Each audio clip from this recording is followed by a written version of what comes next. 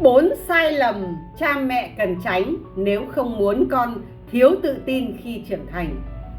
Bạn có bao giờ tự hỏi vì sao con mình hay sợ sệt, né tránh đám đông? Mỗi lần tôi nói nhìn bạn A kìa là một lần tôi làm con mất tự tin. Tôi thường làm thay mọi thứ vì sợ con làm chậm. Nhưng điều đó dạy con rằng con không đủ năng lực. Chỉ một câu có vậy mà cũng không làm được à, đủ để con thấy mình vô dụng. Tôi học cách lắng nghe, tôn trọng ý kiến của con và cho con cái thứ. Dù sai, con bắt đầu tự tin hơn, nói nhiều hơn, chủ động hơn. Nếu bạn muốn nuôi con tự tin, hãy tải tài liệu miễn phí hoặc là vào nhóm cha mẹ đồng hành cùng mình nhé.